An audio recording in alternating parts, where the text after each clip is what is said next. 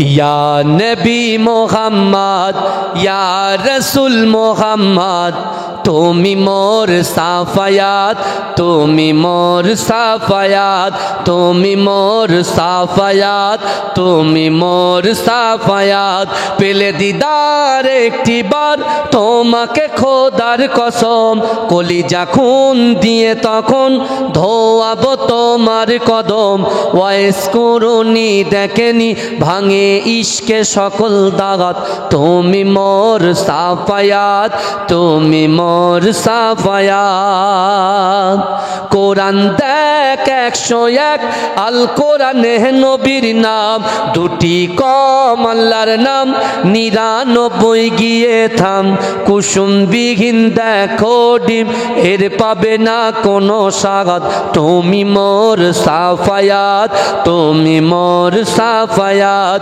तुमी मोर साफायात तुमी मोर साफायात अल्लाहुम्मा सल्ली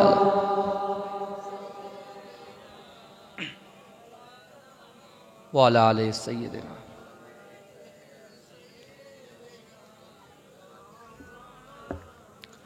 कुसुम कली कानने मधु पवने दो ले की अपरूप खुशबू आरोश होते झरे मरण के कर शरण मरण के कर शरण मरण करू चढ़े ना दुदिन जिंदगानी बुझेओ केनो बोझो ना कुसुम कली कानने मधु पवन दो ले की अपरूप खुशबू आरोश होते जारे अल्लाहुम्मा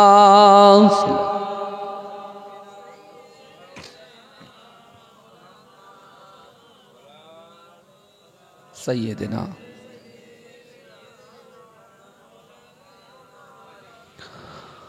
सकले बोलून सल्लल्लाहु अलैहि वसल्लम नहमदुहु व नुसल्ली अला रसूलिहिल करीम अम्मा बाद जेहेतु 5-10 मिनट लेट होयेछे तार कोनो बेशी भूमिका आमी दिलाम ना औजुबिल्लाह बिस्मिल्लाह पढ़े शुरू करेছি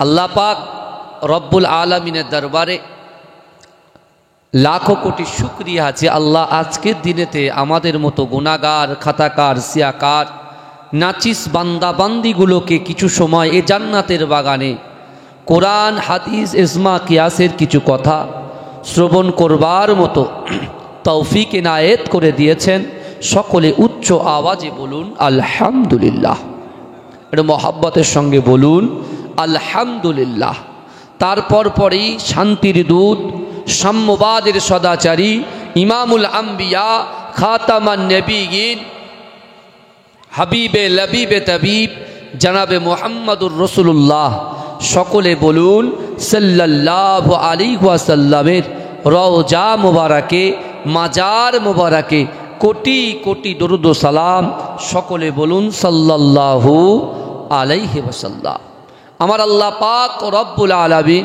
पवित्र कालामुल्लाह शरीफेर भितरे परिष्कार भावे तार बान्दा एवं बान्दीदेरके घोषणा दिएছেন जे बान्दा बिस्मिल्लाहिर रहमानिर रहीम फाइनामा तुअल्लु फसम्मा वजहुल्लाह अल्लाह बोलছে बान्दा आमी तुम्हादेरके एतटाई भालोबासी मा जेमन सन्तानके भालोबासे मायेर थेके 70 गुण बेशी आमी आल्लाह आमार बान्दा बान्दीदेरके भालोबासी जोरे बोलेन जेमन आमरा मुर्गेर बाच्चा बा मुर्गिर छानागुलो जखन देखते पाबेन माटा तार बाच्चागुलोके जेमन तार डानार भितरे ढुकिये निये একেবারে সেভ করে রাখে। ঠিক তদ্রুপ আমার আল্লাহ কোরআনে বলছে বান্দা ফাআইনামা তুআল্লু ফাসাম্মা ওয়াজহুল্লাহ, আল্লাহ বলছে বান্দা আমি তোমাদেরকে এত ভালোবাসি, এত প্যার করি, এত মোহাব্বত করি। ও বান্দা তোমরা যখন ডান দিকে তাকাও ওই ডান দিকে আমি আল্লাহ আছি, তোমরা যখন বাঁ দিকে তাকাও বাঁ দিকে আমি আল্লাহ আছি, তোমরা যখন সামনে তাকাও সামনেও আমি আল্লাহ আছি, তোমরা যখন পিছনে তাকাও পিছনেও আমি আল্লাহ আছি। জোরে বলুন না সুবহানাল্লাহ। আমার আল্লাহ আবার বললেন বান্দা আমি তোমাদেরকে এতটাই ভালোবাসি। ও বান্দা তুমি শোনো, দুনিয়ার জমিনে তুমি মনে করো আমি একাকিত্বভাবে জীবন যাপন করছি, আল্লাহ বলছে ও বান্দা তুমি শোনো, তুমি যদি একটা চাষের খেতে গিয়ে তুমি যদি চাষ করো, কৃষিকার্য করো, আমি আল্লাহ বলছি ভরা দুপুরবেলা তুমি তোমার সন্তানকে বললে বাবা ছেলে মাঠে তুমি তাড়াতাড়ি চলে আসো, আমার বয়স হয়েছে, আমি ওখানে একা একা থাকতে আমার অনেক ভয় হয়, যদি কিছু একটা হয়ে যায় কেউ আর খবর পাবে না। আল্লাহ বলছে ও বান্দা তুমি শোনো, ভরা দুপুরবেলা যে মাঠের মাঝখানে তুমি কর্মক্রিয়া করছো বান্দা তুমি ঘাবড়াও না, তুমি ঘাবড়ে যেও না, আমি আল্লাহ বলছি বান্দা ওহুয়া মাআকুম আইনামা কুনতুম, বান্দা তোমরা যেখানে আমি আল্লাহ সেখানে। জোরে বলেন না সুবহানাল্লাহ। অর্থাৎ আল্লাহ বলছে বান্দা তুমি মাঠে কৃষি কার্য করছো তারপরেও ওই জায়গায় আমি আছি। মা বোনেরা বলে যে কিচেন রুমে রান্না করি ভরা দুপুরবেলা, স্বামী আমার অফিসে চলে যায়, স্বামী আমার কাজে চলে যায়, যুবক বাচ্চাগুলো মেয়েগুলো স্কুলে ইউনিভার্সিটিতে কলেজে চলে যায়, আর একা একা মা বলছে আমি একা একা থাকি। আল্লাহ বলছে বান্দি তুমি ঘাবড়াচ্ছ কেন? আজকে তুমি কোরআন থেকে দূরে সরে গেছো বলে, হাদিস থেকে দূরে সরে গেছে বলে, ইজমা কিয়াস থেকে দূরে সরে গেছে বলে আজকে তোমার অন্তরে মনে হয় তুমি ঘরে একা আছো। ও বান্দি তুমি ঘাবড়াও না, কোরআনটাকে পড়ো, তাক থেকে পেড়ে নিয়ে ওই কোরআনের সামনে কোরআন নিয়ে বসে দেখো, আমি আল্লাহ ওই কোরআনে বলছি বান্দা নাহনু আকরাবু ইলাইকা মিন হাবলিল ওয়ারিদ, বান্দা আমি আল্লাহ তোমার ঘাড়ের শিরা উপশিরা থেকে অতি নিকটবর্তী, আমি আল্লাহ তোমাদের সাথেই আছি। জোরে বলে, জোরে বলা যাবে না, চিৎকার দিয়ে বলা যাবে না, নারে তাকবীর, নারে তাকবীর। বাবাজি ভালো করে বোঝেন, বিশ্ব নবীর উপরে আল্লাহ পবিত্র কোরআন নাজিল করেছিলেন, ওই কোরআনের ভিতরে 6666টা আয়াত আছে, 114টা সূরা আছে।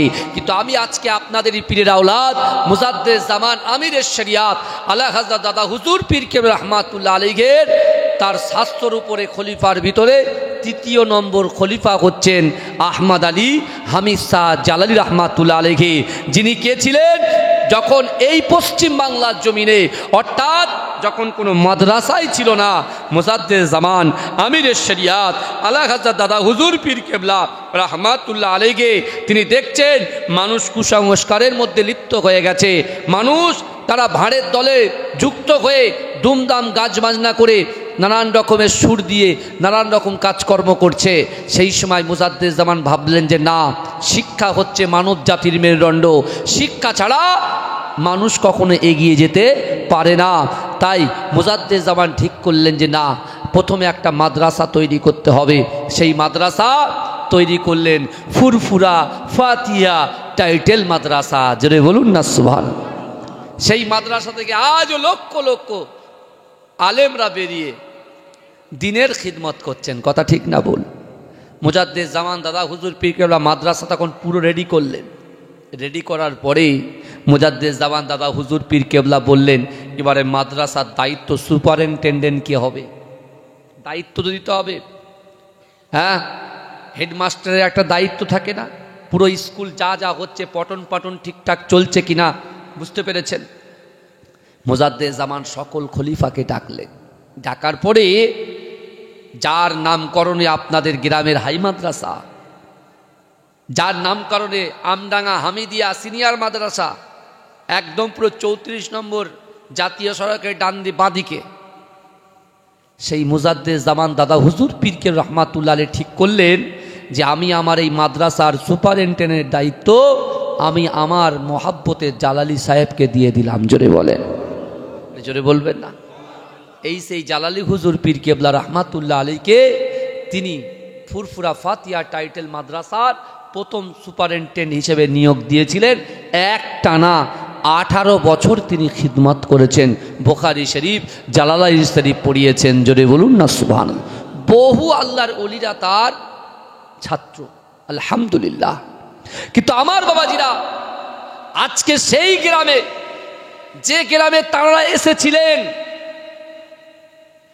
এসে মানুষ যখন ইহদিনাস সিরাতাল মুস্তাকিম থেকে বঞ্চিত হয়ে কুপথের দিশা অবলম্বন করেছেন, তারা কিন্তু তাদের হাত ধরে, পা ধরে, তাদেরকে বুঝিয়ে তারা কি করেছেন, আবার তাদেরকে ইহদিনাস সিরাতাল মুস্তাকিমের রাস্তায় তুলে দিয়েছেন।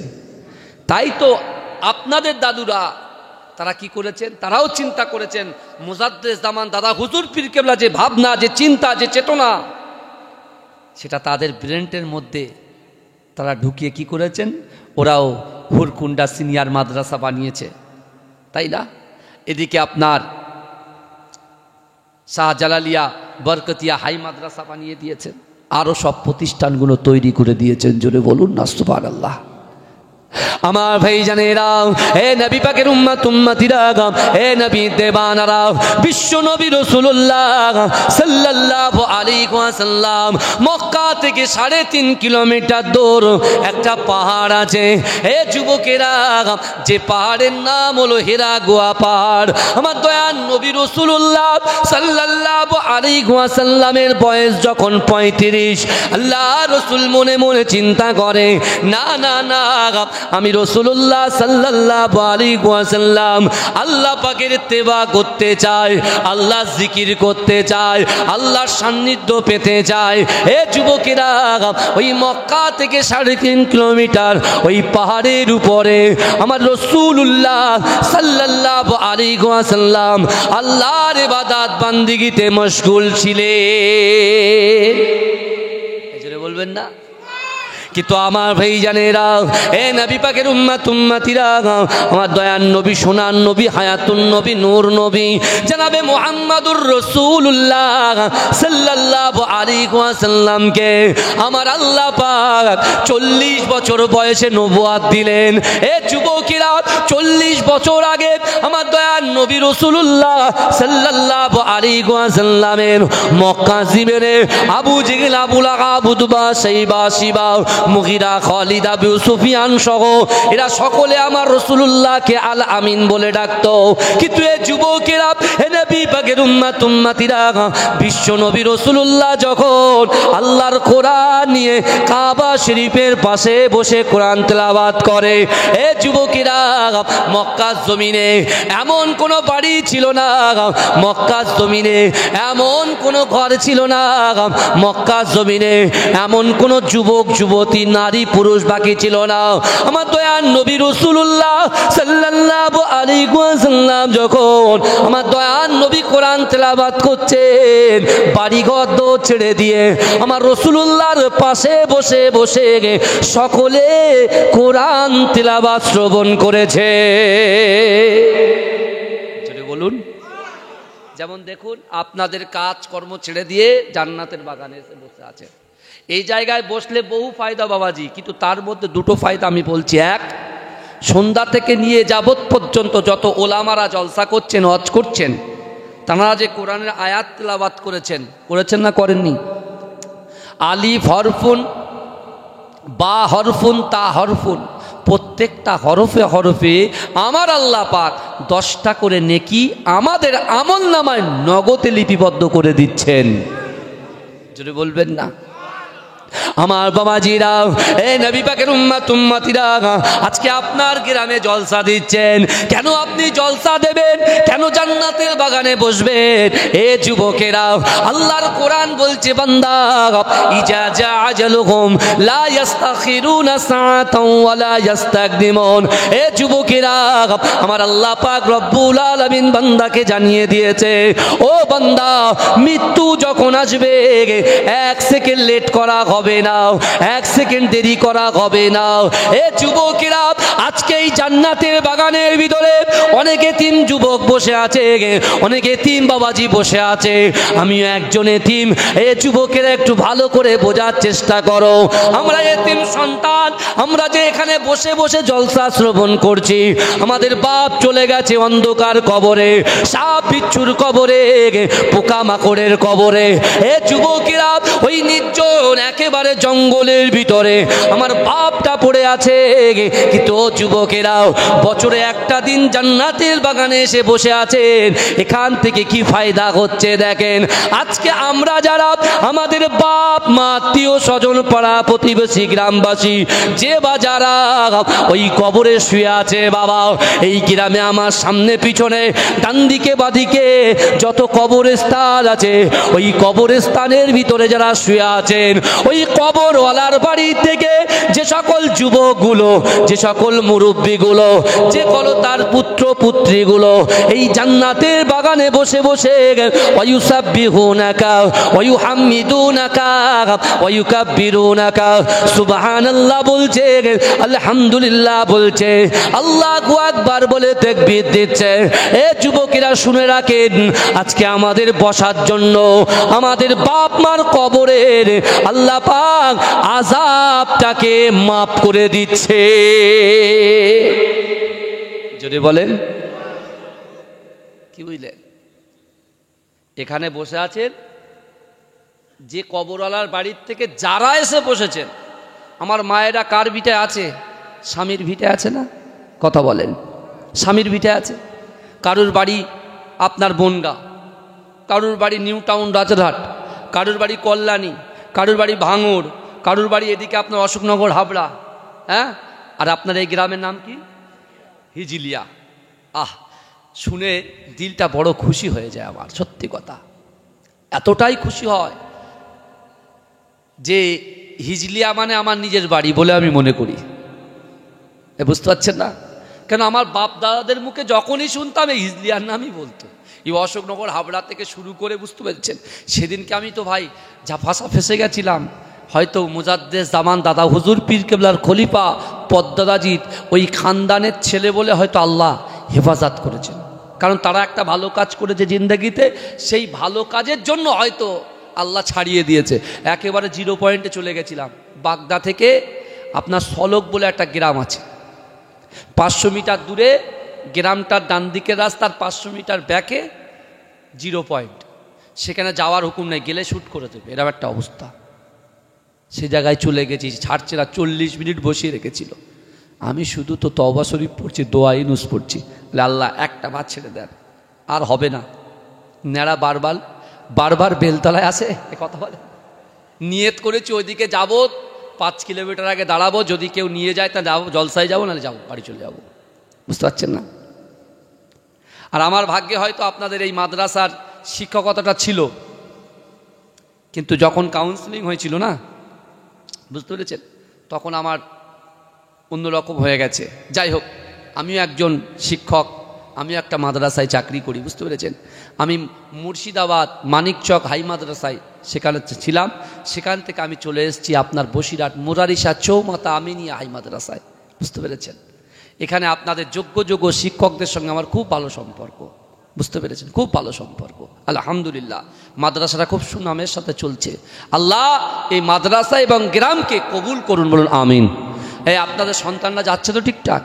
আলহামদুলিল্লাহ, আলহামদুলিল্লাহ, আল্লাহ কবুল করুন, বলুন আমিন। বাবাজি ভালো করে বোঝেন, তাহলে আজকে আমরা আমাদের মূল্যবান সময় জান্নাতের বাগানে দেওয়ার জন্য আমার মায়েরা আছে কোথায়? হিজলিয়া মোমিনপুর, তাই তো? এই হিজলিয়া মোমিন এখানে আছি কি, আমার মায়েরা আছে, কিন্তু মায়েদের বাপেরা বাপের ভিটায় শুয়ে আছে, তাই না? এই মায়েরা এখানে বসে যতক্ষণ বসে থাকবে ততক্ষণ তার পিতামাতার কবরে অটোমেটিক সব যাবে, যদি বলেন। আর আমি যদি আমার জিন্দেগি জীবনে আমার সন্তানকে বলি, কচি শীতের রাত, এখন জলসা শোনার দরকার নেই বাপ, ঘুমা, কেন যাবে? সকালবেলা স্কুল আছে, কলেজ আছে, মাদ্রাসা আছে, মক্তব আছে। তা আমরা যখন মরে যাব, আমার সন্তানকে বলবে, আমার সন্তান তার সন্তানকে বলবে, বাবা যাওয়ার দরকার নেই, ঘুমাও, যা হয়েছে হোক। এরম হবে, টিট ফর ট্যাট। আমার ভাই জানেরাও, এ নবী পাকের উম্মতিরা, এ নবী দেওয়ানারাও, বিশ্ব নবী রাসূলুল্লাহ সাল্লাল্লাহু আলাইহি ওয়াসাল্লাম যেদিন কাবা শরীফে কোরআন তিলাওয়াত করেছিলেন, ওই কোরআন শ্রবণ করেছে আল্লাহর রাসূলের মুহাব্বতে সাহাবা হযরত আবু বকর সিদ্দিক রাদিয়াল্লাহু তাআলা আনহু। বিশ্ব নবী রাসূলুল্লাহ কোরআন তিলাওয়াত করেছে, সেই কোরআন শুনেছে হযরতে আলী রাদিয়াল্লাহু তাআলা আনহু। এ যুবকেরা, আল্লাহর রাসূল যখন ঘরে কোরআন তেলাওয়াত করেছে আর সেই কোরআন শ্রবণ করেছে, নারীদের ভিতর থেকে সর্বপ্রথমে যিনি ইসলাম গ্রহণ করেছিলেন, যার নাম হচ্ছে হযরত আম্মা জান খাদিজাতুল কুবরা রাদিয়াল্লাহু তাআলা আনহা। জোরে বলেন। বাড়িতে রাসূল কোরআন তেলাওয়াত করেছে, মায়েরা শুনেছে, জোরে বলুন, ছেলেরা শুনেছে। আর রাসূল বাইরে কোরআন তেলাওয়াত করেছে, পুরো গ্রামবাসী শুনেছে, জোরে বলুন না সুবহান। যেদিন রাসূলুল্লাহ কোরআন আনলেন, সেদিন থেকে মক্কার মানুষের কাছে আমার রাসূলুল্লাহর মতো খারাপ ব্যক্তি পৃথিবীতে আর তাদের দিলে আর কেউ নেই, জোরে বলুন নাউজুবিল্লাহ। রাসূলকে পাগল বলল, রসুলকে গণক বলল, রসুলকে জাদুকর বলল, আমার রসুলকে পাগল বলে উপাধি দিল। কিন্তু এ যুবকেরা বিশ্বাস করো, আমার আল্লাহ এই সারা বিশ্বটাকে, কুল কায়নাতটাকে কুন ফায়াকুনের মাধ্যমে সৃষ্টি করেছে। এ যুবকেরা, আমার আল্লাহ চান না তার বান্দা বান্দি জাহান্নামের মধ্যে যাক, আমার রাসূল চান না তার উম্মতি জাহান্নামের মধ্যে যাক। তাই তো আল্লাহ পাক রব্বুল আলামিন এই মানুষের হেদায়েতের জন্য কোন কাজ করলে আপনি সাকসেস হবেন, কোন কাজ বর্জন করলে আপনি জান্নাতের রাস্তা খুঁজে পাবেন, পুরো টোটাল জিনিসটাকে আল্লাহ পাক কোরআন হিসেবে আল্লাহর রসুলের উপরে নাজিল করে দিলেন, জোরে বলুন। এই কোরআন যদি আমরা ফলো করি, জিন্দেগি জীবনে আমাদের কেউ টাচ করতে পারবে না, ক্ষতি করতে পারবে না। কিন্তু আমার বাবাজিরা, সেই বিশ্ব নবী রাসূলুল্লাহ সাল্লাল্লাহু আলাইহি ওয়াসাল্লাম সর্বপ্রথমে কাবা শরীফে মুরব্বীদের ভিতরে হযরত আবু বকর সিদ্দিক হাতে হাত দিয়ে কলেমা পড়ে মুসলমান হয়েছিলেন, জোরে বলেন। যেদিন আবু বকর হুজুর মুসলমান হলেন, বুঝতে পারছেন, যেদিন হযরতে আলী হুজুর মুসলমান হলেন, যেদিন রাসূলুল্লাহর পালক পুত্র হযরত যায়েদ রাদিয়াল্লাহু তাআলা আনহু মুসলমান হলেন, বুঝতে পেরেছেন, সেদিন আবু জেহেলের খুব কষ্ট হয়েছে, দর্দ হয়েছে। সে বলছে যে না, আমি এদেরকে ছাড়বো না, মুহাম্মদ মুস্তাফাকে ছাড়বো না। আর আল্লাহ রসুল বলে দিলেন সাহাবাদেরকে ডেকে যে আমার সাহাবারা শোনো, আমি রাসূলুল্লাহ তোমাদেরকে বলছি, যার ভিতরে তিনটে জিনিস থাকবে, তিনটে আমল থাকবে। কটা? জোরে বলেন। যার ভিতরে তিনটে আমল থাকবে, আমি রাসূলুল্লাহ কোরআন থেকে তোমাদেরকে দলিল দিয়ে বুঝিয়ে দিয়ে যাব। এই তিনটে আমলের সঙ্গে যার মহাব্বত ভালোবাসা হয়ে যাবে, সেই ব্যক্তির, সেই যুবকের, সেই নারীর, সেই পুরুষের অন্তরে যেটা তার দ্বারাই জিন্দেগিতে সম্ভব নয়, তার দ্বারাই অসম্ভব, কিন্তু এই তিনটে আমলকে অ্যাকসেপ্ট করার জন্য, মোহাব্বত করার জন্য আল্লাহ পাক রব্বুল আলামিন আমি রাসূলুল্লাহকে জানিয়েছে, আমার বান্দা বান্দির দ্বারাই যেটা জিন্দেগিতে অসম্ভব, এই অসম্ভব জিনিসকে আমি আল্লাহ সম্ভব করে দেব। জোরে বলবেন না? চিৎকার দিয়ে বলা যাবে না সুবহান। আল্লাহ রসুল আবু বকর হুজুরকে সেই সকল মক্কা জমিনে যারা রাসূলুল্লাহর হাতে কালেমা পড়ে মুসলমান হয়েছেন, তাদেরকে এই বাণীটা শুনিয়ে দিলেন, জোরে বলেন। আমরা শুনি নামাজ না পড়লে গোনাহ, কবিরা গোনাহ, মাকে কষ্ট দিলে কবিরা গোনাহ, মানুষকে কষ্ট দিলে কবিরা গোনাহ, তাই না বাবাজি? কিন্তু আপনি দেখুন তো দেখি, আজকে দুনিয়ার জমিনে আমি আপনি আমরা যারা বিচরণ করছি, একটুখানি ভালো করে চিন্তা করে দেখুন তো, আমরা যখন দুনিয়াতে কেউ একজন ভুল করে, আমরা তার প্রতিশোধ নেওয়ার চেষ্টা করি না? কথা বলেন না? হ্যাঁ, নাই তার মুখের দিকে তাকাই না, নাই তাকে আমরা বয়কট করে দিই, সাইড করে দিই, কথা ঠিক না ভুল? কিন্তু আমার বাবাজিরা, একটা ভুলের কারণে যদি আপনি আপনার ভাইয়ের মুখটা না দেখেন, একটা ভুলের কারণে আপনি যদি আপনার স্ত্রীর মুখটা না দেখেন, আপনি একটা ভুলের কারণে বন্ধুর মুখটা যদি না দেখে, ভাইজান, যে আল্লাহ আমাদেরকে সৃষ্টি করেছেন, দুটো করে হাত দিয়েছেন, চোখ দিয়েছেন, জবান দিয়েছেন, ইজ্জত দিয়েছেন, সম্মান দিয়েছেন, যৌবন দিয়েছেন, সন্তান দিয়েছেন, স্ত্রী, পুত্র, কন্যা, আল্লাহ একটা বাড়ির সঙ্গে একটা বাড়ি, এক কাঠা জমির সঙ্গে আর এক কাঠা জমি, সব কিছু ঢেলে সাজিয়ে দিয়েছে। আল্লাহ পাক আমাদের রুজি দিনেওয়ালার মালিক, অর্থ দিনেওয়ালার মালিক। আল্লাহ পাক আমার আপনার জিন্দেগি জীবনে গঠনমূলক সব কাজ আমার আল্লাহ পাক তার মালিক।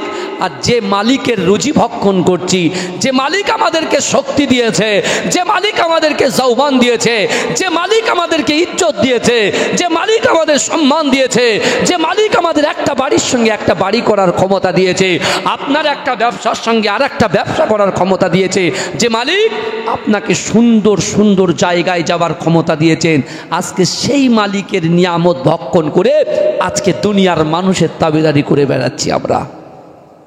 আর আপনি শুধু এক্সকিউজ দিচ্ছেন, আপনি শুধু এক্সকিউজ দিচ্ছেন, কি অজুহাত দেখাচ্ছেন। কি অজুহাত? হুজুর আমার দুটো ছেলে হুজুর একটা নিট প্র্যাকটিস করছে, আগামী দিনে অর্থ সঞ্চয় করে রাখতে হবে। ভালো করে বুঝবেন, আমার আওয়াজ বোঝা যাচ্ছে তো? অর্থ সঞ্চয় করতে হবে হুজুর। বিশ্বাস করুন, ওই আপনার আওয়াল সিদ্দিকের ওই বড় মেন রোডের ধারে 4 কাঠা জমির দাম হুজুর এই 10 লাখ টাকা করে কাটা চলছে।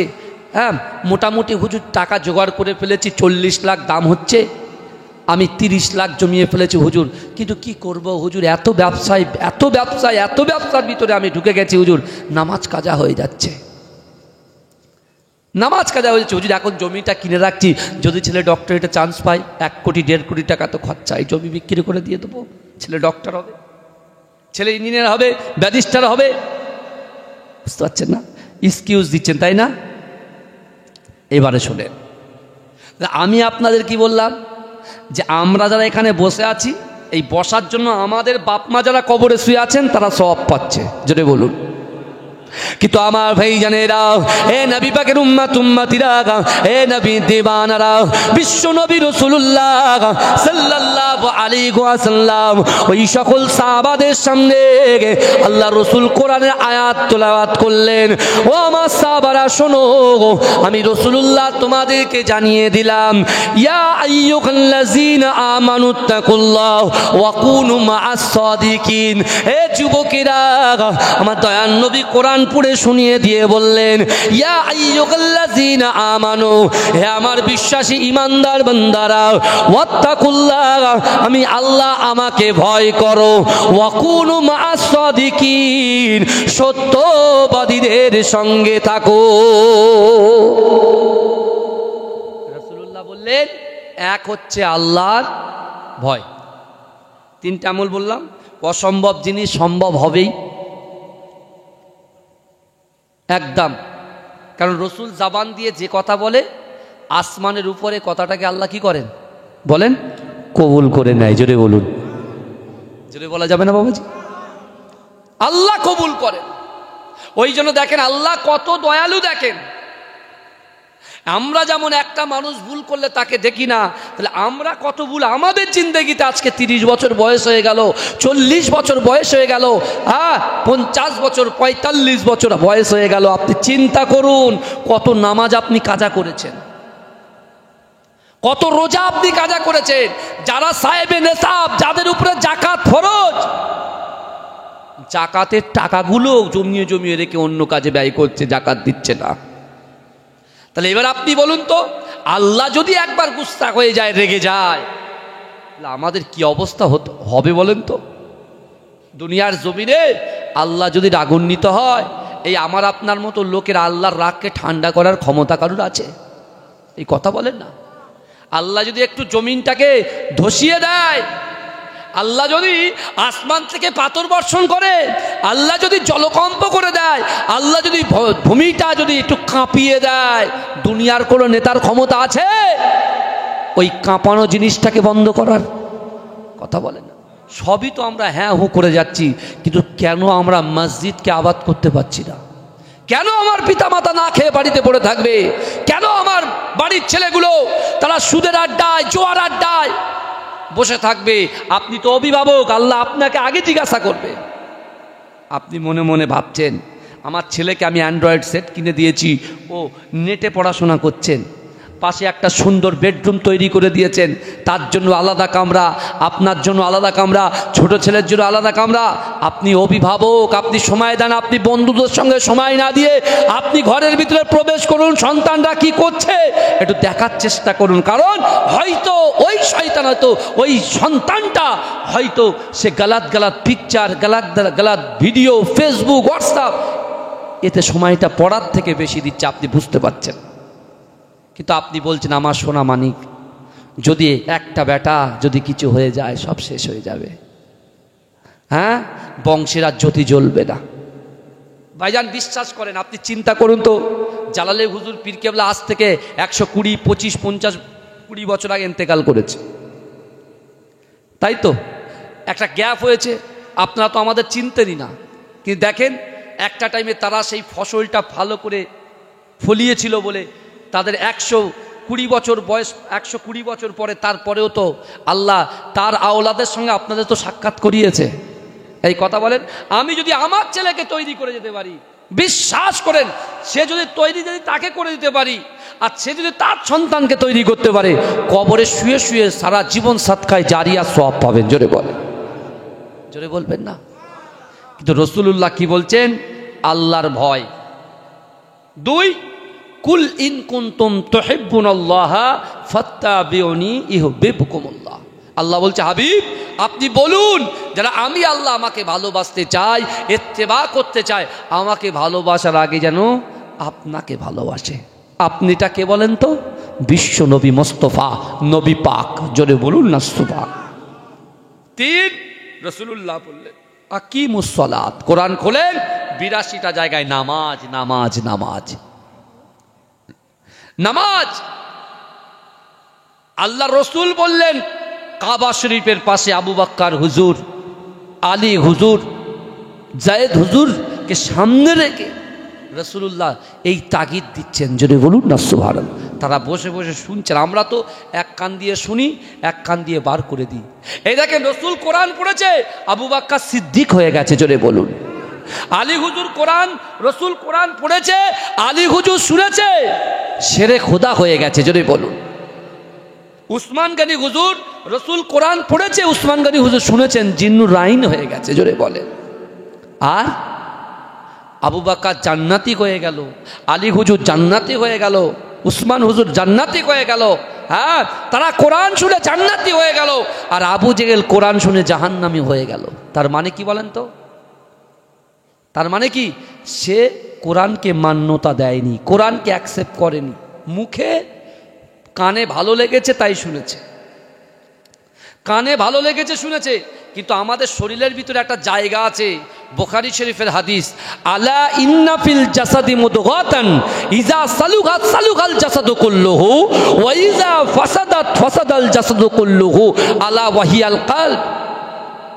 মানুষের শরীরের মধ্যে এমন একটা গোস্তের টুকরা আছে, সেই গোস্তের টুকরাটা কোথায় থাকে? মানুষের বাম দিকে 2 থেকে 3 আঙুলের নিচে কলবের মাকাম। জোরে বলবেন না? নামাজ কত জায়গায় কোরআনে আছে বাবাজি? 82। আবার ওই কোরআনের ভিতরে 124টা জায়গায় এই কলবের কথা আমার আল্লাহ বলেছে। জোরে বলেন, জোরে বলবেন না? দেখেন কলবটা কি, আল্লাহ রসুল বলছেন যে মানুষের শরীরের মধ্যে যে গোস্তটা আছে, ওই গোস্তটা যদি পবিত্র হয়ে যায়, মানুষের পুরো শরীরটাই পবিত্র হয়ে যায়। জোরে বলেন। আর ওই গোস্তের টুকরাটা যদি অপবিত্র হয়ে যায়, মানুষের মাথা থেকে পায়ের নখ পর্যন্ত সব অপবিত্র হয়ে যায়। আবার রসুল বললেন, ইন্না হাযিহিল কুলুবা, নিশ্চয় কলবের মধ্যে মরিচা পড়ে, তাজদাউ কামা ইয়াজদাউল হাদিদ ইজা আসাবাউল মা। রাসূলুল্লাহ বলে দিচ্ছেন যে নিশ্চয় কলবের মধ্যে মরিচা পড়ে, তাজদাউ কামা ইয়াজদাউল হাদিদ ইজা আসাবাউল মা। যেমন একটা লোহার উপরে পানি পড়লে লোহাটা জং ধরে যায়, তাই না? আবার সেই লোহাটাকে সিরিজ কাগজ দিয়ে ঘষলে ঘষলে ঘষলে পরে সেটা নিট অ্যান্ড ক্লিন হয়ে যায়, পরিষ্কার হয়ে যায়। কথা ঠিক না ভুল? পরিষ্কার হয়ে যায় না? তা আল্লাহর রসুল যখন বলছেন নিশ্চয়ই মানুষের কলবের মধ্যে ময়লা পড়ে। ময়লাটা কেমনভাবে পড়ে? নামাজ ছাড়ছি, কোরআন থেকে দূরে সরে যাচ্ছি, চোখ সংযত রাখতে পারছি না, মন সংযত রাখতে পারছি না, খারাপ টেনশান, খারাপ চিন্তা, পিতামাতার কষ্ট, হুকুকুল্লাহ আল্লাহর হক, হুকুকুল্লাহ বান্দার হক সব বঞ্চিত করে দিচ্ছে। এক একটা করে স্পট পড়ে যাচ্ছে, পড়ে পড়ে দিলটা পুরো কালো হয়ে যাচ্ছে। যেমন আয়নাতে যদি আপনি আলকাতরা লাগিয়ে দেন, ও আয়নাতে আর ফেস দেখা যায় না।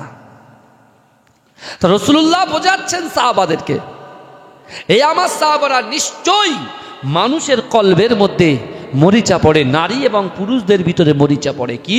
তাজদাউ কামা ইয়াজদাউল হাদিদ ইজা আসাবাউল মা। যেমন একটা লোহার উপরে পানি পড়লে যেমন জং ধরে যায়, তা মানুষের ওই অন্তরটায় জং ধরে যায়। একজন সাহাবা দাঁড়িয়ে বলছেন, কলু আমা জালাহু ইয়া রাসূলুল্লাহ, যদি মানুষের ভিতরে এইভাবে জং ধরে যায়, লোহার উপরে জং ধরলে সিরিজ কাগজ দিয়ে পরিষ্কার করলে লোহাটা চকচক করে, কিন্তু মানুষের কলবে যখন জং ধরে যায়, ময়লা পড়ে যায়, মরিচা পড়ে যায়, তখন সে পরিষ্কার করবে কি করে? বাবাজি, বিচুলি নিয়ে ভালো করে একটা কঞ্চিতে বেঁধে গাল হা করে ঢুকিয়ে ওয়াশ করলে কি ওয়াশ হয়ে যাবে মনে করছেন নাকি? এই কথা বলে না, নারী ভুড়ি সব বেরিয়ে যাবে। কিন্তু আমার ভাই জানেরা, হে নবী পাকের উম্মত উম্মতিরা, হে নবী দেবানারা, বিশ্ব নবী রাসূলুল্লাহ সাল্লাল্লাহু আলাইহি ওয়াসাল্লাম তার উম্মতকে কত মুহাব্বত করেছে, তার উম্মতকে কত ভালোবেসেছে। হে যুবকেরা, হে নবী পাকের উম্মত উম্মতিরা, বিশ্ব নবী রাসূলুল্লাহ সাল্লাল্লাহু আলাইহি ওয়াসাল্লাম ওই সময় সাহাবাদেরকে বলেছে, হে আমার সাহাবারা, আমি রাসূলুল্লাহ তোমাদেরকে জানিয়ে দিলাম, না না না, তোমাদের কলিজার ময়লা যদি পরিষ্কার করতে যাও, ক্বালা কাসরাতু যিকরিল মাউত, তোমরা বেশি বেশি করে মৃত্যুকে স্মরণ করো, ওয়া তিলাওয়াতুল কোরআন, বেশি বেশি বেশি বেশি করে কোরআন তেলাওয়াত করো। জোরে বলবেন। তাহলে এক, মৃত্যুকে স্মরণ করতে হবে। দুই, তেলাওয়াতুল কোরআন, বেশি বেশি করে কোরআন তেলাওয়াত করতে হবে। জোরে বলবেন না। আর সেই কোরআন তেলাওয়াত করছেন কে? এই কথা বলেন, বিশ্ব নবী রাসূলুল্লাহ। জোরে বলুন না সুবহানাল্লাহ। কোরআন যখন মানুষের দিশা দেখাচ্ছে, কোরআন যখন বাপ মায়ের থেকে দূরে সরে যাওয়া ছেলেগুলো যখন বাপ মায়ের কাছে চলে আসছে, হ্যাঁ, বাজে কাজের সঙ্গে নিয়োজিত ছেলেগুলো যখন সঠিক রাস্তায় চলে আসছে, সেই সময় রাসূলুল্লাহকে মক্কা থেকে তাড়ানোর চক্রান্ত শুরু করেছে। কিন্তু আমার ভাইজানেরা, এ নবী পাকের উম্মত উম্মতিরা, এ নবী দেবানারা, একটু ভালো করে বোঝার চেষ্টা করেন। বিশ্ব নবী রাসূলুল্লাহ সাল্লাল্লাহু আলাইহি ওয়াসাল্লাম যখন মদিনার জমিনে আসলেন, এ যুবকেরা, মদিনায় আসার আগে রাসূলুল্লাহর একজন মুহাব্বতের পাগল, এ যুবকেরা, যার নাম হলো হযরতে ওমর ইবনুল জামু। কি নাম বললাম? ওমর ইবনুল জামু। বয়স হচ্ছে 70 বছর। কত বছর? 70 বছর। এ দেখেন, রসুল মক্কা থেকে মদিনায় আসার আগে আল্লাহ কিন্তু দিন পৌঁছে দিয়েছিলেন। জোরে বলুন, আমার আল্লাহ দিনটাকে পৌঁছে দিয়েছিলেন। কারণ রসুলুল্লাহ যখন কাবা শরীফে ইসলাম প্রচার করছিলেন, গরিব গরিব লোকেরা রসুলুল্লাহর কাছে এসে কাঁদতেন। গরিব শ্রেণীর মানুষেরা এসে রসুলুল্লাহর কাছে কাঁদতেন। রসুল বলছে, কি হয়েছে? বলে, ইয়া রাসূলুল্লাহ, আপনার হাতে হাত দিয়ে কলেমা পড়ে মুসলমান হয়েছি বলে আমাদের প্রতি যে অত্যাচারের রুলার চালিয়ে দিচ্ছে, ইয়া রাসূলুল্লাহ, আমরা সহ্য করতে পারছি না, আমরা টিকতে পারছি না। তা আল্লাহ রসুল বলেছিল, শোনো, যাও তোমরা এখান থেকে আবুসিনিয়ায় চলে যাও, সেখানে একটা রাজা আছে নাজ্জাসী, তার অধীনে গিয়ে থাকো, সে খুব ভালো মানুষ। জোরে বলুন না সুবহানাল্লাহ। এইভাবে রাসূলুল্লাহ কি করলেন? মক্কায় নিজে অত্যাচার সহ্য করলেন। আমার দয়ার নবী এমন একজন নেতা, যে নেতা সবার সামনে থাকে আর তার অনুসারী থাকে পিছনে। জোরে বলুন না সুবহানাল্লাহ। জোরে বলবেন। সেই বিশ্ব নবী মোস্তফা জানে রহমত, তিনি আমার দয়ার নবী মোস্তফা বলছে, যাও তোমরা চলে যাও। এক এক করে সব গিয়ে গিয়ে তারা এই দিন প্রচার করে দিয়েছেন। জোরে বলুন না সুবহানাল্লাহ। না, আল্লাহ আসমানে ঠিক করছেন যে আমার হাবিবুল্লাহকে আমি মক্কা থেকে ওকে মদিনায় নিয়ে যাব। আবার যে মক্কায় রসুল 13টা বছর জিন্দেগিতে রসুলুল্লাহর হাতে হাত দিয়ে কলেমা পড়ে মুসলমান হয়েছিল 314 জন, আর মদিনা থেকে রসুলুল্লাহ 8 বছরে বিশ্বনবী 10,000 সাহাবাদেরকে নিয়ে এই মক্কা বিজয় করেছিল। জোরে বলেন, এজন্য বলবেন না? কিন্তু রসুল যখন মক্কায় আছেন তখন কিন্তু 70 বছরের একজন রসুলুল্লাহর মোহাব্বতের পাগল, যার নাম হচ্ছে ওমর ইবনুল জামু, তার কিন্তু একটা পা নাই, খোড়া। কি বললাম? এক পা খোড়া। রসুলকে কত মোহাব্বত করছে দেখেন। আমার ভাই জানেরা, এ নবী পাকের উম্মত উম্মতিরা, এ নবী দেবানারা, বিশ্ব নবী রাসূলুল্লাহ সাল্লাল্লাহু আলাইহি ওয়াসাল্লামের ওই মুহাব্বতের সাহাবা আল্লাহর কাছে নামাজের মাসাল্লা বিছিয়ে আল্লাহর কাছে বলে, আল্লাহ পাক, না না না, মক্কা থেকে আব্দুল্লাহর বেটা মুহাম্মদুর রাসূলুল্লাহ সাল্লাল্লাহু আলাইহি ওয়াসাল্লাম যখন মদিনার জমিনে আসবে, ওগো রব্বুল আলামিন আল্লাহ, আমরা এখান থেকে খবর রাখি মক্কার জমিনে তাকে অত্যাচার করা হয়েছে, তাকে বয়কট করা হয়েছে। সিয়াবে আবু তালিবে 3 বছর আল্লাহর রসুলকে বয়কট করা হয়েছে। না না না, ওই ওমর ইবনুল জামু আল্লাহকে বলে, আল্লাহ পাক, আমার বয়স হয়ে যায়, আমার 70 বছর বয়স, ওগো রব্বুল আলামিন, আপনি তো হায়াত দেনেওয়ালার মালিক, আপনি তো মৃত্যু দেনেওয়ালার মালিক, ওগো রব্বুল আলামিন আল্লাহ, যতক্ষণ পর্যন্ত দ্বীনের জন্য, ইসলামের জন্য, কোরআনের ঝান্ডাটাকে উত্তোলন করার জন্য আমার দয়ার নবী মক্কা থেকে মদিনায় না আসবে, আর মদিনাতে এসে আমি রাসূলুল্লাহর সঙ্গে যুদ্ধে গিয়ে যে জায়গায় যুদ্ধে যাব ওই জায়গায় গিয়ে যেন আমার মৃত্যু হয়ে যায়, ওগো রব্বুল আলামিন, যতক্ষণ পর্যন্ত দয়ার নবী সোনার নবী হাবিবুল্লাহর সঙ্গে আমার সাক্ষাৎ না হবে, তারা হাতে হাত না দেব, আমার মৃত্যু যেন আপনি দেবেন না। এ যুবকেরা, ভাইরা, বিশ্ব নবী রাসূলুল্লাহ সাল্লাল্লাহু আলাইহি ওয়াসাল্লাম কাবা শরীফের পাশে আছেন। আল্লাহ পাক জিবরাইলকে বললেন, ও জিবরাইল, তুমি চলে যাও, আমার হাবিবুল্লাহকে মক্কা থেকে মদিনায় যেতে বলো। এ যুবকেরা, আমার দয়ার নবী বলেছেন, না না না, আমি মক্কা থেকে মদিনায় যাব না। আল্লাহ পাক রব্বুল আলামিন জিবরাইলকে আবার পাঠালেন। জিবরাইল এসে রাসূলুল্লাহকে বললেন, রাসূল বলছে, আমি মক্কা থেকে মদিনায় যাব না, ইয়াসরিবে যাব না। না না না, আমার দয়ার নবী কাঁদতে কাঁদতে আল্লাহকে বলেছিলেন, ওগো রব্বুল আলামিন আল্লাহ, আজ যদি আমি মক্কা ছেড়ে ইয়াসরিবের জমিনে চলে যাই, আপনার কাবা বাইতুল্লাহ শরীফ, যে কাবা বাইতুল্লাহ শরীফে আপনার সামনে বসে সেজদা দিতাম, ওই কাবা শরীফ যদি তওয়াফ করার ইচ্ছা হয়, আমি মুহাম্মদ মুস্তাফা কাবা শরীফটা তওয়াফ করব কেমন করে? ওগো রব্বুল আলামিন আল্লাহ, কাবা শরীফ তওয়াফ করার পরে মাকামে ইব্রাহিমের পিছনে 2 রাকাত নামাজ আদায় করতে হয়। ওগো রব্বুল আলামিন আল্লাহ, আজ যদি আমি মক্কা ছেড়ে ইয়াসরিবের জমিনে চলে যাই, আজ যদি আমার মনে হয় যে আমি এমন করে আমি মাকামে ইব্রাহিমের পিছনে নামাজ আদায় করব, আমি কেমন করে আদায় করব? আজ যদি জমজম কূপের পানি পান করার ইচ্ছা হয়, আমি কেমন করে পান করব? মিনা মুজদালিফা এমন করে সাফা মারওয়া যদি সাই করার ইচ্ছা হয়, আমি কেমন করে সাফা মারওয়া সাই করব? ও যুবকেরা, হে নবী পাকের উম্মত উম্মতিরা, আমার রাসূলুল্লাহ দরদ ভরা কান্না নিয়ে আল্লাহকে বলেছিল, আল্লাহ, না না না, এমন একটা জায়গায় আপনি পাঠাচ্ছেন যে জায়গায় রোগ উৎপত্তি হয়, যে জায়গার কথা শুনে মানুষগুলো দূর দূর থেকে ঘুরে ঘুরে যায়। আমার আল্লাহ বলেছিল, হাবিব রে, আমি আল্লাহ আপনাকে বলছি, এই মক্কা থেকে মদিনায় সারা জীবনের জন্য আপনার যেতে হবে না, আপনার যাওয়াটা হবে টেম্পোরারি যাওয়া। এই জন্য বলেন না, চিৎকার দিয়ে হবে না সুবহানাল্লাহ। ভালো করে বুঝবেন, কিন্তু আল্লাহ রাসূলুল্লাহ যাওয়ার আগে একজন নিয়ত করে বসে আছে যে আল্লাহ আপনি মৃত্যু দেবেন না, আমি রাসূলুল্লাহর সঙ্গে, তার সাথে কোরআন, ইসলাম এবং কোরআনের ঝান্ডাটাকে, কলেমার ঝান্ডাটাকে উত্তোলন করার জন্য রাসূলুল্লাহর সাথে যাব কোথায়? যুদ্ধে। খোড়া সাহাবা।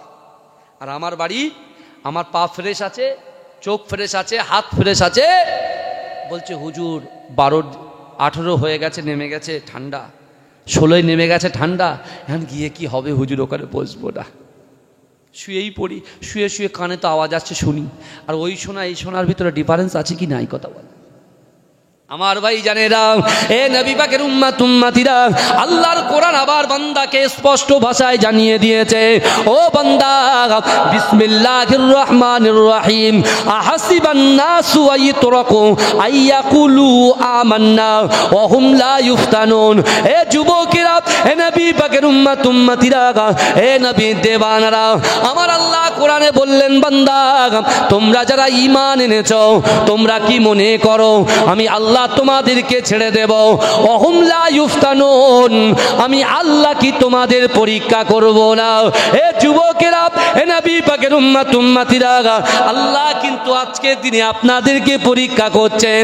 আমার বান্দা তার মাকে কতটা ভালোবাসে, তার স্ত্রীকে কতটা ভালোবাসে, তার আব্বুকে কতটা ভালোবাসে, এই জলসাটাকে কতটা ভালোবাসে, আমি আল্লাহ আমাকে কতটা ভয় করে, আমার রসুলকে কতটা মোহাব্বত করে, সে কতটা কোরআনকে মোহাব্বত করে ভালোবাসে।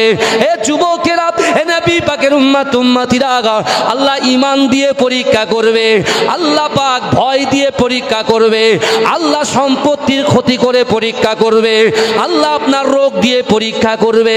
এ যুবকেরা, বিশ্বনবী রাসূলুল্লাহ সাল্লাল্লাহু আলাইহি ওয়াসাল্লাম আজ থেকে ১৫০০ বছর আগে সাহাবাদেরকে এই আয়াতটা যখন শুনিয়েছিলেন, সাহাবাদের ভিতর থেকে একজন সাহাবা বলেছিলেন, আল্লাহ যদি পরীক্ষা করে কি হবে? আল্লাহ রসুল বলেছিল, এ আমার সাহাবারা, আল্লাহর পরীক্ষায় যদি আমার উম্মত উত্তীর্ণ হয়ে যায়, আল্লাহর পরীক্ষায় যদি আল্লাহর বান্দা উত্তীর্ণ হয়ে যায়, আমি রসুলুল্লাহর উপরে খুশি হয়ে আল্লাহ পাক ৮টা জান্নাত সৃষ্টি করেছে। ওই ৮টা জান্নাতের ভিতরে সব চাইতে বড় জান্নাত জান্নাতুল ফেরদাউসটা আমার আল্লাহ পাক ওই উম্মতিদের আমল নামায় লিপিবদ্ধ করে দেবে। জোরে বলুন না সুবহানাল্লাহ। আল্লাহ পরীক্ষা করবেন, ভালো করে শুনছেন তো নাকি? এই আয়াত দ্বারা এটাই স্পষ্ট, আল্লাহ বলছেন, আহাসিবান নাসু আইয়ুতরাকু আইয়াকুলু আমান্না ওয়া হুম লা ইফতানুন। আল্লাহ বলছে, বান্দা তোমরা যারা ঈমান এনেছো, অর্থাৎ আমরা যারা মুসলমান, কলেমা তৈয়ব পড়েছি, লা ইলাহা ইল্লাল্লাহ মুহাম্মাদুর রাসূলুল্লাহ, এই কথা ঠিক না ভুল? আমার বাবাজিরা ভালো করে বোঝেন, আল্লাহ বলছে তোমরা যারা ঈমান এনেছো, তোমরা কি মনে করো নারী এবং পুরুষ, শুধু পুরুষদেরকে আল্লাহ বলেনি, কোরআন সবার জন্য, শুধু মুসলমানদের জন্য নয়। এই পৃথিবীতে যতটা ধর্ম আছে সব ধর্মের জন্য কোরআন। জোরে বলুন না সুবহানাল্লাহ। আজকে বৈজ্ঞানিক পাচ্ছে কোথায়? সব কোরআন থেকে তত্ত্ব দিয়ে ওরা নিজের নামে সাইনবোর্ড চেঞ্জ করে দিচ্ছে, বুঝতে পারছেন না? এই বাংলার জমিনে যা কিছু দেখছেন সব মুজাদ্দেদ জামানের হাতে গড়া জিনিস। জোরে বলেন। এখন বর্তমানে সব সাইনবোর্ডগুলো কি করছে বলেন? খুলে নিজেদের নাম বসিয়ে দিচ্ছে, বুঝতে পারছেন না? হ্যাঁ, সত্য জিনিসটাকে আপনি মানুষের কাছে গোপন করতে পারেন, কিন্তু আল্লাহর কাছে কি গোপন করা যাবে? একটু কথা বলেন না। আমরা মনে করছি, আমার যুবকরা মনে করছে, আমি তো ফজরের নামাজ কাজা করছি, কেউ তো দেখছে। জোহরে তো আমি কাজের মধ্যে ব্যস্ত আছি, কেউ দেখছে না। আসরে কেউ দেখছে না। মাগরিবে যদি বা আজান হচ্ছে, সুরসুর করে উঠে পালাচ্ছে, কিরে কোথায় যাচ্ছিস? তাহলে বাড়ির থেকে ঘুরে আসি। কারণ মাগরিবের নামাজের সাথে সাথে নামাজ শুরু, আজানের সাথে সাথে নামাজ শুরু, তাহলে নামাজ পড়বি না বলে দেখেছিস তো নামাজ পড়ে না, ও একটু গাটা ঢাকা দিচ্ছে। আমি বলছি, ভাই তুমি কাকে ভয় করছো? হিসাব কে নেবে? আল্লাহ নেবে। তারাজ্জু মিজানের পাল্লা কার হাতে থাকবে? আমার হাতে থাকবে? আপনার হাতে থাকবে? আল্লাহর হাতে থাকবে। সেদিন কি বলবে? আমার যুবকরা মনে করে আল্লাহ তো চার দেওয়াল বন্ধ, দরজা বন্ধ, জানালা বন্ধ, গুনার প্রয়োগ বেড়ে যাচ্ছে। আল্লাহ বলছে, বান্দা কোরআনের সাথে সম্পর্ক নেই বলে কোরআনের সঙ্গে যুক্ত, তোমরা কোরআনের সাথে সম্পর্ক নেই বলে গুনার সঙ্গে যুক্ত। আরে আমি আল্লাহ তো বলছি বিসমিল্লাহির রহমানির রহিম, ইন্না রাব্বাকা লাবিল মিরসাদ, নিশ্চয়ই আমি আল্লাহ আমার বান্দা বান্দিদের দিকে সতর্ক দৃষ্টি রাখি। যদি বলে আল্লাহ তো দেখছে। এদিকে আল্লাহর কোরআন বলছে, ভাই কোরআন মানবেন তো নাকি? এই কথা বলেন, কোরআনকে মানবে তো? যে কোরআন মানবে না সে কাফের, তাই তো? যে কোরআন মানবে না সে কাফের। আর যে কোরআন মানবে সে জান্নাতি। জোরে বলেন। আপনি বুঝতে পারছেন, আগে হচ্ছে ইমান। ইমান আগে না আমল আগে? আগে ইমান। এ দেখেন, ইমানটা হচ্ছে 1 2, 1 আর 2 হচ্ছে ইমান, ভালো করে বোঝেন।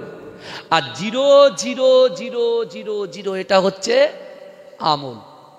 এখন 1 আর 2 আউট করে যতটা শূন্য আপনি দেবেন কাজ হবে? সংখ্যায় পাবো কিছু? এই কথা বলেন বাবাজি, কিচ্ছু পাবো না। আগে 1 2 ঠিক করেন, ইমান ঠিক করেন। আমাদের ইমান এমনই এক ইমান, জুম্মার দিনে যায় সবার শেষে আর পালাই সবার আগে। কথা ঠিক বলছি না ভুল বলছি? এরা বাপ বেটাই কথা হচ্ছে, কিন্তু রাগ করছেন না তো? আল্লাহ যেখানে বলছে বান্দা তোমরা যারা ঈমান এনেছো, তোমরা কি মনে করো আমি আল্লাহ তোমাদেরকে ছেড়ে দেব? মামার বাড়ির আবদার, যখন ইচ্ছা মামার বাড়ি গিয়ে দুমদাম কাঁচ প্লেট ভেঙে দিলাম, মামি কিচ্ছু বললো না। মামা বলছে দেখ আমার কিন্তু একটাই ভাগনা, খুব সাবধান। মামি মামার চাপে কিচ্ছু বলে না, বুঝতে পারছেন? ঘরের ভিতরে হাতা কোটাচ্ছে, কিন্তু বাইরে এসে মাথায় হাত বুলাচ্ছে, বুঝতে পারছেন না? কিন্তু আল্লাহ বলছে অহুম লা ইফতানুন, আমি আল্লাহ পরীক্ষা করব, আমি বান্দার ব্যাংক ব্যালেন্সে ভরিয়ে দেব, মাতার কাছে যে ডয়ারটা আছে ওই ডয়ারের টাকাটা ভরিয়ে দেব, আমি বান্দার ব্যবসায় এত বরকত দেব, এত বরকত দেব, সে চিন্তাই করে পারবে না কোত্থেকে আসছে টাকা। আমি আল্লাহ তাকে একটা জমির সঙ্গে আর একটা জমি এমনভাবে আমি আল্লাহ ক্রয় করিয়ে দেবো, সে বুঝতেই পারে না জমিটা কিনলাম কেমন করে। কিন্তু আমি আল্লাহ আবার পরীক্ষা করব। আল্লাহ কোরআনে বলছেন ও আম্মা সাইলা ফালা তানহার, যদি কোনো ব্যক্তি কোনো মানুষ কারুর কাছে হাত পাতে, এ বাড়ি ভিখারি আসে তো, ফকির আসে না? হ্যাঁ, অসহায় মানুষগুলো আসে না? এতিম ছেলেগুলো আসে না? কথা বলেন না? জলসা কমিটি আপনাদের বাড়ির কাছে যায় না যে চাঁদা দাও, টাকা দাও? ভালো করে বুঝবেন, আল্লাহর কোরআন বলছে ও আম্মা সাইলা ফালা তানহার, যদি কোনো মানুষ কোনো মানুষের কাছে হাত পাতে, ওই হাতটাকে তোমরা ফিরত দিও না। জোরে বলেন। আল্লাহ বলছে ফিরত দিও না। আবার আমার আল্লাহ বলছেন বান্দা তুমি যদি 1 দাও, তুমি যদি 1 টাকা দাও আমি তোমাকে 10 টাকা দেবো। জোরে বলে। তুমি যদি 6 টাকা দাও আমি তোমাকে 60 টাকা দেবো। জোরে বলুন। আল্লাহ কোরআনে বলেছে। কিন্তু আমার বাবাজিরা এই অহুম লা ইফতানুন এর দিকে ফোকাস করেন, চিন্তা করেন। আল্লাহ বলছে আমি পরীক্ষা করব। এখন ভাইজান আল্লাহ তো আমাদের 5টা কোশ্চেন করবে, রসুল মসজিদে নববীতে সাহাবাদের বলেছেন 5টা প্রশ্ন আল্লাহ আমাদেরকে করবেন, 5টা প্রশ্ন সওয়াল করবেন। আল্লাহ যদি 5টা প্রশ্ন করে কিয়ামতের মাঠে, যখন মিজানের পাল্লা আল্লাহর হাতে থাকবে, আমলনামা তুলবে তো আল্লাহ। তা আমরা খারাপ কাজ করেছি কি ভালো কাজ করেছি সেটা আল্লাহ জানে। তা আমাদের বদ আমল খারাপ আমল ততক্ষণ পর্যন্ত মিজানের পাল্লায় চাপানো হবে না যতক্ষণ 5টা প্রশ্নের জবাব আল্লাহকে দিতে না পারবো। প্রথম প্রশ্নের জবাব কি হবে জানেন বাবাজি? এই দেখেন, প্রথমেই আমরা চুপ হয়ে যাব। আল্লাহ প্রথমে বলবে তোকে আমি 80 বছর হায়াত দিয়েছি, 80 বছর হায়াত দিয়েছি। এই 80 বছর হায়াতে জিন্দেগিতে তুমি কি করেছো বলো? হয়ে গেল। ওই একটু আগে বলছিলাম সন্তান পড়াশোনা করছে, ব্যবসা বাণিজ্য একটু ব্যস্ত ছিলাম, ওই জন্য কাজা হয়ে গেছে। খাওয়া কিন্তু আমরা কাজা করি না, নামাজ কাজা করি, রোজা কাজা করি। এ কথা ঠিক না ভুল বলে? হ্যাঁ আমার ভাইজানেরা, হে নবী পাকের উম্মত উম্মতিরা, হে নবী দেবানারা, বিশ্ব নবী রাসূলুল্লাহ সাল্লাল্লাহু আলাইহি ওয়াসাল্লাম যখন মদিনা শরীফের বুকে আসলেন, এই ওমর ইবনুল জামু আল্লাহ রাসূলের একজন খোঁড়া সাহাবা খুঁড়িয়ে খুঁড়িয়ে আল্লাহর রাসূলের কাছে হাজির হয়ে অজান নয়নে ঝরঝর ঝরঝর করে কাঁদে। হে যুবকেরা, হে নবী পাকের উম্মত উম্মতিরা, এই ওমর ইবনুল জামুকে দেখে আমার রাসূলুল্লাহ নিজের হাতটাকে বাড়িয়ে দিলেন। আল্লাহ রাসূলের দিকে তাকিয়ে ওমর ইবনুল জামু বলছে, ইয়া রাসূলুল্লাহ, হাবিবাল্লাহ, নামাজের পাটিতে বসে বসে আল্লাহ পাকের ইবাদত বান্দিগি করেছি, আল্লাহকে ভয় করেছি, আপনাকে মোহাব্বত করেছি, আল্লাহ পাক একটা স্বপ্ন পূরণ করে দিয়েছে।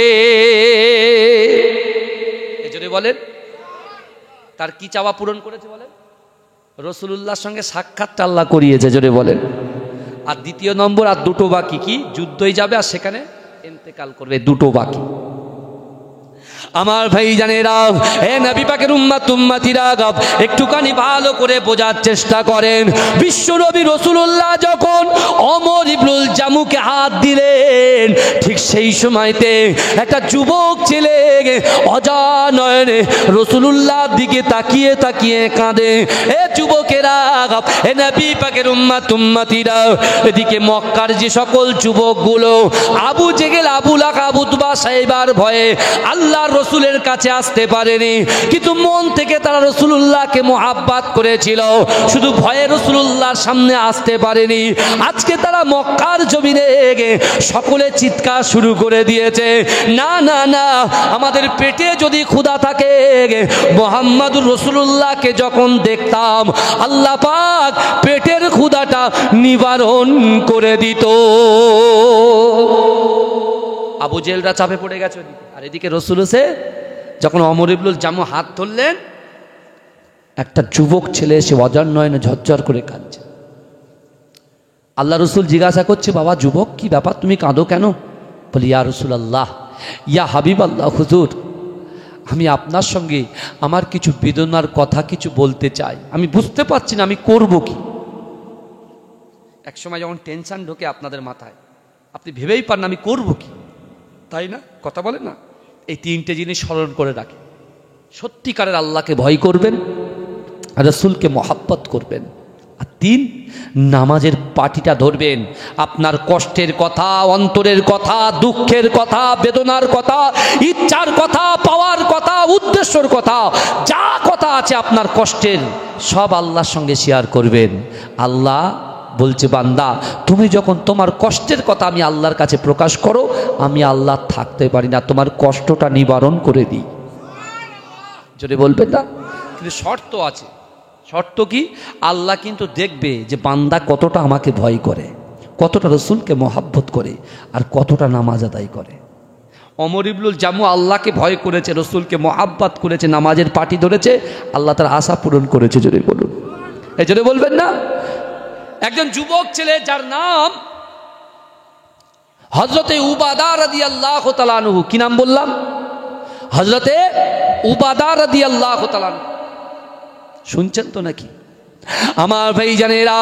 এ নবী পাকের উম্মতিরা, এ নবী দেবানারা, ওই যুবক ছেলে বলতে লাগলেন, ইয়া রাসূলুল্লাহ, ইয়া হাবিবাল্লাহ, হুজুর, আল্লাহ পাক কোরআনে তো বলেছে, ফালা তাকুল্লাহুমা উফি ওয়ালা তানহারহুমা ওয়া কুল্লাহুমা কওলান কারীমা। আল্লাহ বলছে, বান্দা, তোমাদের আচার আচরণে, তোমাদের ব্যবহারে তোমাদের পিতা মাতা যেন উপ শব্দ না করে। ইয়া রাসূলুল্লাহ, হাবিবাল্লাহ, এই কোরআনের আয়াত আমি শ্রবণ করেছি, এই মানেগুলো বুঝে আপনার দরবারে শরণাপন্ন হয়েছি। ইয়া রাসূলুল্লাহ, হাবিবাল্লাহ, না না না, আমার আব্বা জান কবরে চলে গেছে, আমার আম্মা জান ইন্তেকাল করেছে, কিন্তু ইয়া রাসূলুল্লাহ, হাবিবাল্লাহ, আব্বা আম্মু যখন বেঁচে ছিল, আব্বু আম্মু যখন বেঁচে ছিল, ইয়া রাসূলুল্লাহ, আমার কাছে কোনো অর্থ ছিল না, সম্পদ ছিল না, সম্পত্তি ছিল না।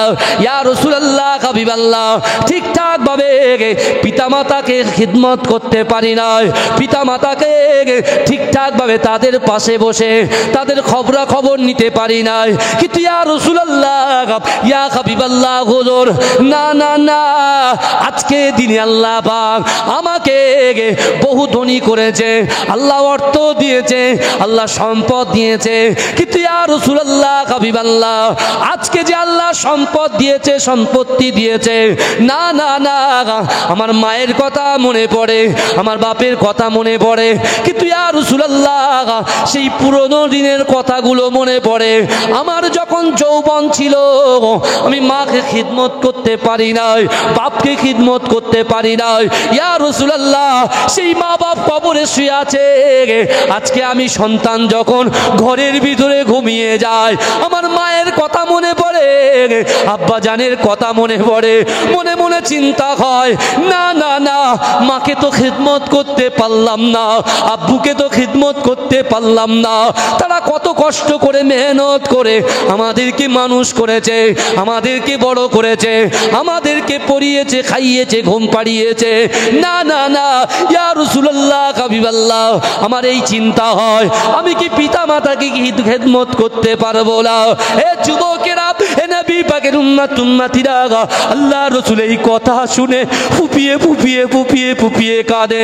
আল্লাহ রাসূল এত কান্না কাঁদে, আল্লাহ রাসূল ওই যুবক সাহাবাকে বলেছিল, এ আমার সাহাবারে, তুমি আর আব্বু আম্মুর কথা বলো না, তুমি তোমার আব্বু আম্মুর কথা বলো না, কারণ আমি রাসূলুল্লাহ, আমার আব্বা মায়ের কথা বড্ড মনে পড়ে। আমার বাপের সেবা পেলাম না, বাপের আদর পেলাম না, মায়ের আদরও ভালো করে পেলাম না। না না না, কিন্তু আমার সাহাবারা, তোমরা কি জানো, আমি রাসূলুল্লাহ সব কিছু সহ্য করতে পারি। আমার ফাতেমার কষ্ট সহ্য করতে পারি, হাসান হোসাইনের কষ্ট সহ্য করতে পারি, কিন্তু আমার উম্মত জাহান্নামে যাবে, আমি রাসূলুল্লাহ এটা কখনো সহ্য করতে পারি না। এ যুবকেরা, আল্লাহ রাসূল অজর নয়নে জর্জর করে কাঁদছেন। আল্লাহ রাসূল বলছে, ও আমার সাহাবারে, তুমি বলো, তুমি তোমার মরা বাপকে কি খেদমত করতে চাও? তুমি তোমার মরা বাপকে খিদমত করতে চাও? ইয়া রাসূলুল্লাহ, খিদমত করতে চাই।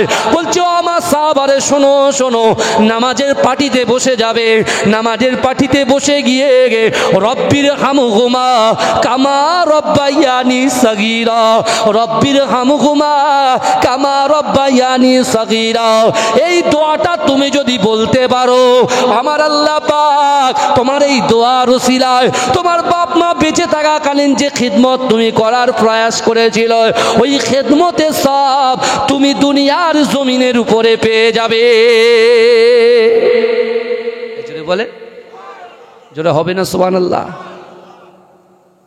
আল্লাহ রাসূল শিখিয়ে দিচ্ছেন যে তোমার বাপ মা কবরে আছে, নামাজের মাসাল্লা বিছাবে, হাত তুলে দোয়া করবে কি, রব্বির হামহুমা কামা রব্বায়ানি সাগীরা। যাও, এই দোয়া যদি বলো, আল্লাহ কবুল করবে, তোমার পিতা মাতার খিদমত হয়ে যাবে। জোরে বলে। ছেলেটা আরো ফুপিয়ে ফুপিয়ে কাঁদে। এ যুবকেরা, ওই সময় আমার দয়ার নবী, সোনার নবী জনাবে মুহাম্মাদুর রাসূলুল্লাহ সাল্লাল্লাহু আলাইহি ওয়াসাল্লাম ওই সাহাবাকে বলেছিল, আমার সাহাবারে, যদি মরা বাপ মাকে খিদমত করতে চাও, তাদেরকে যদি সেবা দিতে চাও, ও বান্দা, ও আমার সাহাবা, শোনো শোনো, আল্লাহ পাক তোমাকে তো কিছু না কিছু অর্থের মালিক করেছে, কিছু না কিছু সম্পত্তির মালিক করেছে। আমি রাসূলুল্লাহ তোমাদেরকে জানিয়ে দিলাম, না না না, তোমাদের ওই অন্তর থেকে, তোমাদের মনের নিয়ত করে তোমরা যদি কিছু পয়সা করি সদকায়ে জারিয়া হিসাবে দান করে দাও, ওই দানটাকে আল্লাহ পাক কারেন্ট যেমন ট্রিস টিপলে দপ করে জ্বলে ওঠে, ওই দান যখন তোমরা করবে, আল্লাহ পাকের দরবারে রহমতের জোশ এসে তোমাদের দানটাকে কবুল করে নিয়ে তোমার পিতা মাতার কবরে সব পৌঁছে দেবে। আর পিতা মাতার দুনিয়ায় বেঁচে থাকাকালীন যে সুন্দর করে খিদমত করার নিয়ত তোমার ছিল, ওই নিয়তটাকে আল্লাহ পাক বাস্তবায়িত করে দেবে। জোরে বলুন না সুবহান। এটা চিৎকার দিয়ে বলা যাবে না। নারে তাকবীর, নারে তাকবীর। দরুদ শরীফ পড়েন, আল্লাহুম্মা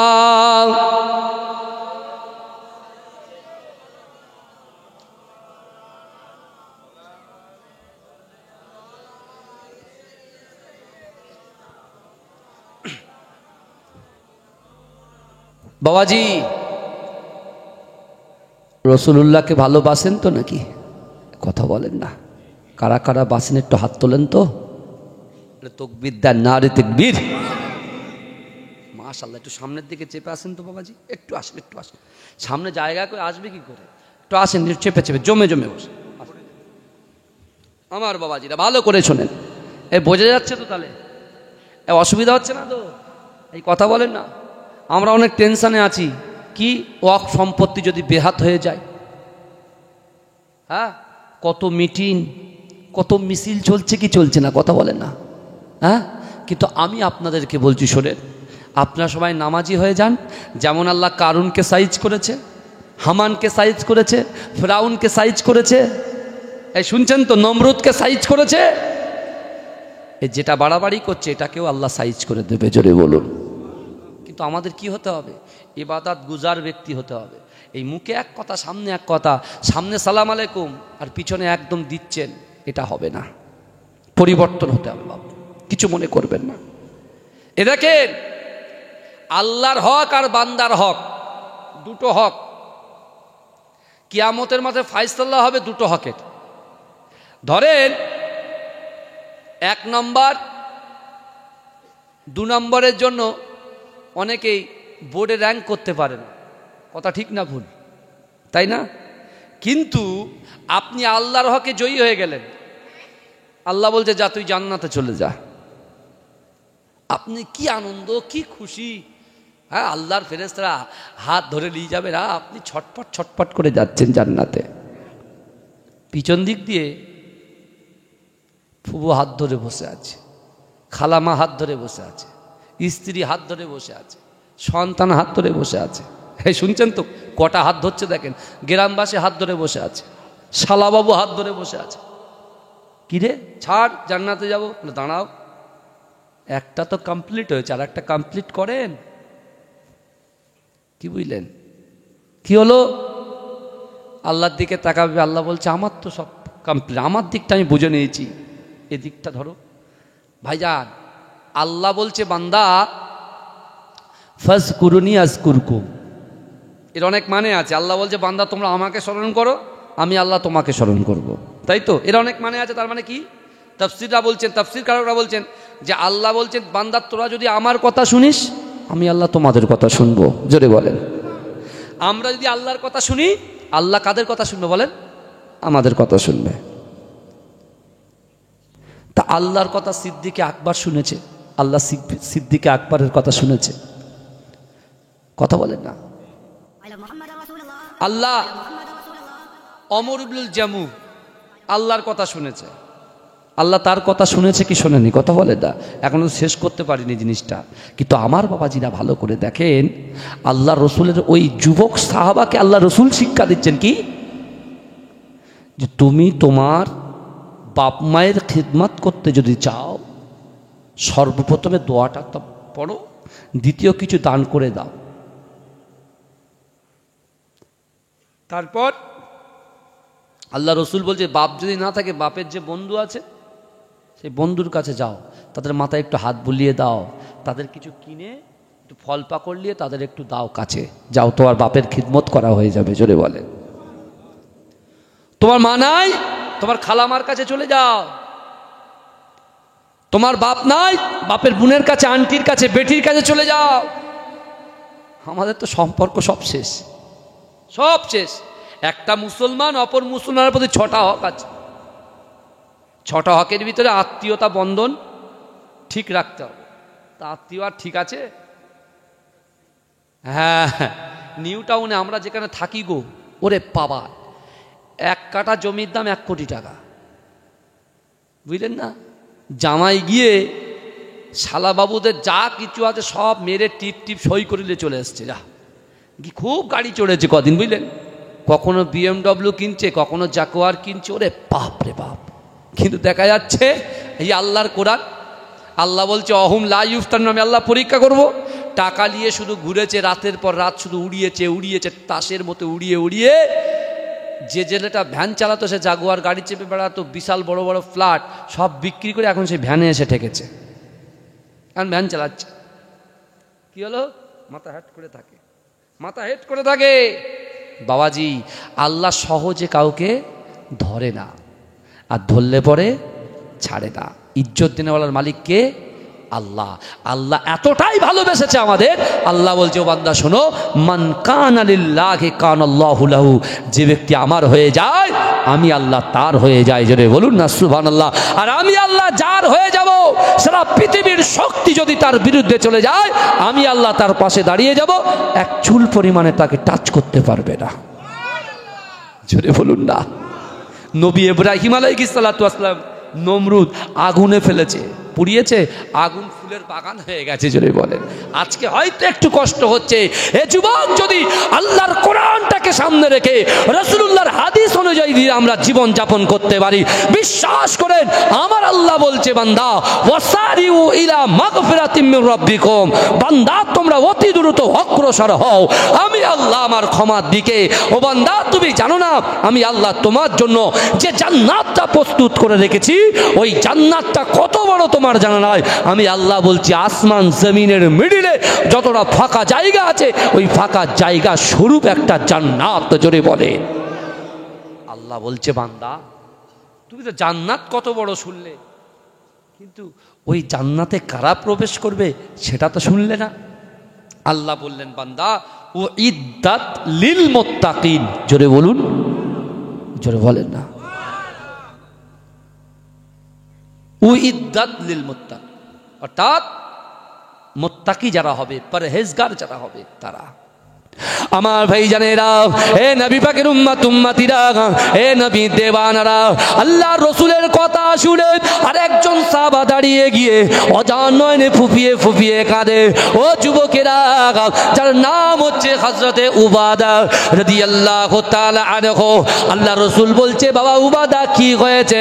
বলে ইয়া রাসূলুল্লাহ হাবিবাল্লাহ, না না না, আজকে আপনার উপরে কালেমা পড়েছি, আল্লাহকে ভয় করি, রসুলকে মুহাব্বত করি। ইয়া রাসূলুল্লাহ হাবিবাল্লাহ, না না না, আমরা দেখতে পাই মদিনার জমিনে অনেক ইহুদি আছে, অনেক নাসারা আছে, অনেক খ্রিস্টানেরা আছে, তাদেরকে আল্লাহ বহু অর্থ দিয়েছে, তাদেরকে বড় বড় উটের মালিক করে দিয়েছে, তাদেরকে বিশাল সম্পত্তি দিয়েছে। ইয়া রাসূলুল্লাহ হাবিবাল্লাহ, তা আল্লাহ কি আমাদের উট দেবে না? আল্লাহ কি আমাদেরকে ধনী করবে না? এ যুবকেরা, এ নবী পাকের উম্মত উম্মতিরা, বিশ্ব নবী রাসূলুল্লাহ কাবা শরীফে যে কথাটা রিপিট করেছিল, ওই কথাটাকে আবার মদিনায় রিপিট করলেন। আল্লাহ রসুল হাজার হাজার সাহাবার মাঝখানে বললেন ইয়া আইয়ুহাল্লাযীনা আমানুত্তাকুল্লাহ ওয়া কুনু মাআস সাদিকিন। ও যুবকেরা, আল্লাহ রসুল বললেন হে আমার সাহাবারা, যার ভিতরে তিনটে জিনিস থাকবে, আল্লাহর ভয়, রাসূলুল্লাহর মুহাব্বত, নামাজের পাটিতে আল্লাহর কাছে যেটা চাইবে আল্লাহ পাক তাদের মনের আশা, তাদের মনের আকাঙ্ক্ষা আমার আল্লাহ পাক আসমানের উপরে কবুল করে নেবে। উবাদা বাড়ি চলে গেছে, নুন আনে নুন খায়, দিনান্তে পান্তা ফুরায়, এরকম সাহাবা। শুনছেন তো? কিচ্ছু নাই। সে আল্লাহ রসুলকে বলছেন, যুক্তি দিয়েছে, কথায় কিন্তু যুক্তি আছে, যে আর রসুল আল্লাহ, যারা আপনার মানেই না আল্লাহকে আল্লাহ বলে স্বীকার করে, আল্লাহ তাদেরকে ধনী বানিয়ে দিচ্ছে। আর আমাদের আল্লাহকে ভয় করি, রসুলকে মহাব্বত করি, তা আমরা কি পাবো না? আল্লাহ রসুল আমল শিখিয়ে দিলেন, যাও বাড়ি চলে যাও, এই কাজগুলো করো, আল্লাহ কবুল করো। উবাদা কাজ শুরু করেছে। আমরা এখন বলছি আমি বাড়ি গিয়ে ঘুমাবো, সকালবেলা সব ভুলে যাব। যে জালালি হুজুরের আওলাদ, ইনার পরদাদু আজ থেকে 100 বছর আগে আমার বাপদাদাদেরকে বুঝিয়ে গেছে, এখন তারা আওলাদে সে কিছু কথা বলেছে, এক কান দিয়ে শুনিয়ে জমিয়ে রেখে দেবো, ধরে রেখে দেবো। ও দুনিয়ার ভয়ে পড়ে, দুনিয়ার লোভে পড়ে সব ভুলে যাবে, আমাকেও ভুলে যাবে। উবাদা গিয়ে নামাজের মাসাল্লা বিছিয়ে আল্লাহর সঙ্গে নিজের কষ্টের কথা, বেদনার কথা শুরু করে দিয়েছে। কি দোয়া করছে দেখেন। ওগো রব্বুল আলামিন আল্লাহ পাক, আমি উবাদা আপনার একজন বান্দা, আপনি আমাকে সৃষ্টি করেছেন আল্লাহ পাক।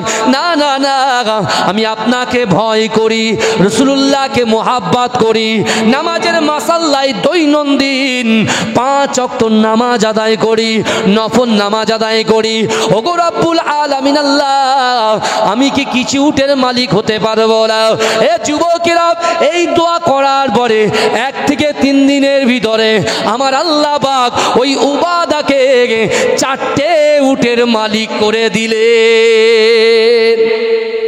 কটা উটের? 4টে। উবাদা খুব খুশি, বুঝলেন, খুব খুশি। আলহামদুলিল্লাহ, শুকরিয়া আদায় করছেন আল্লাহর। এই উবাদা বাড়ি উট সুন্দর করে বেঁধে মসজিদে নববীতে প্রবেশ করেছে।